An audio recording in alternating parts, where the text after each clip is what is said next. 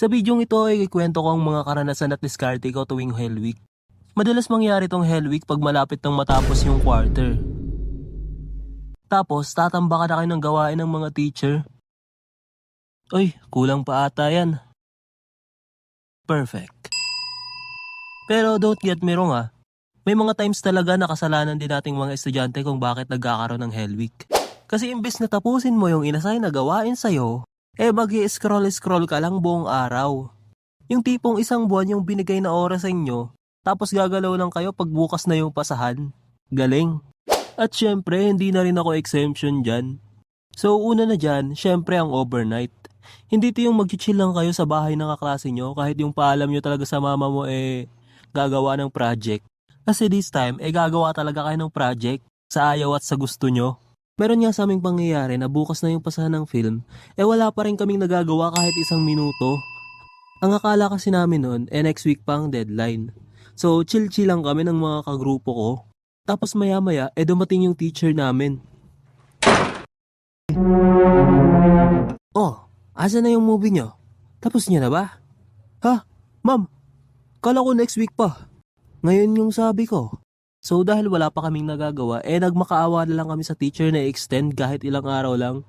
Pinayagan naman kami. Kaso kinabukasan na ng 4 PM ang deadline. Nang mga oras nga na yun, nagkaisa talaga yung buong grupo namin sa pagpifilm. Lahat kaming magkakagrupo nagtulong-tulong. Inabutan pa nga kami ng 3 AM sa pagpifilm.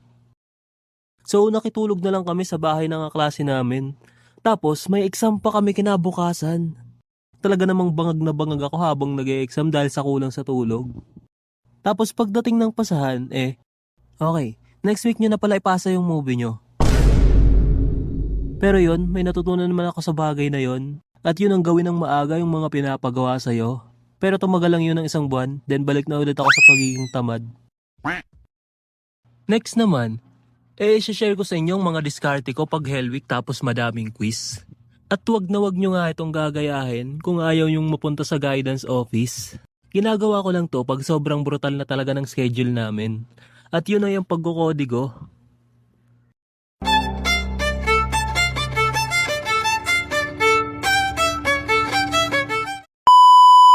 Pagkukodigo lang naman yan Halos lahat naman kami nagawa na yan. Pshh! Hindi lang kasi isang klase ng pagkukodigo ang ginagawa namin nun. Yung normal na pagkukodigo, may dala ka lang papel o kaya naman isusulat mo sa braso. Pero ang sa amin ay hindi. So ngayon, meron akong 3 technique na i-share sa inyo. Pero huwag nyo tong gagayahin ha. Ang technique na number 1 ko nga, dinadala ko mismo yung cellphone ko. Ako kasi, madali lang ako makakabisado ng mga topic sa school. Kaya sa tuwing quiz, mataas talaga yung nakukuha ko kahit wala akong kodigo. So alam nyo ba kung anong ibig sabihin nun? Ewan. Hindi ako paghihinalaan ng teacher na may kodigo. So kaming magkatropa magti-teamwork na. Ang gagawin namin hahanap kami ng blind spot sa room. Tapos doon ako uupo. At palilibutan ako ng mga tropa ko. Tapos sila na yung magiging lookout ko. Para pag malapit na yung teacher, sisenyas na lang sila. Ang senyas pa nga namin na niuubo yung isa naming tropa. Para di ako makita.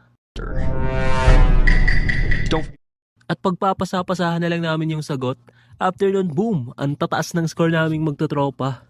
Ang technique number 2 naman ginagawa namin sa sobrang stricto naming teacher. At sobrang hirap niyang magpa-exam. Nung first sem nga namin, ang daming bumagsak. Buti na nga lang ako nakasabit pa ako sa 79. At pag nagpapaquiz kasi siya noon, analogy lang. Walang instruction at ganito lang yung magiging itsura nun. 'Di ba? Anong isasagot namin dyan? So after ng first quarter, may naisip kaming diskarte. Sa advisory class kasi niya, may mga tropa ako dun. So dahil first period nila yon, nauna silang mag-quiz. So ang gagawin namin, hihingi namin yung answer sa kanila. At syempre, ibibigay din namin yung mga answer sa kanila pag nag-quiz din yung advisor namin. 'Di ba? Tulungan lang kami dun. And it works, mamen. Ang gagawin nga namin nun, isasend namin yung sagot na yun sa GC. Buti na nga lang walang sip-sip sa aming mga klase dahil kung meron pihadong na guidance na kami ng mga tropa ko.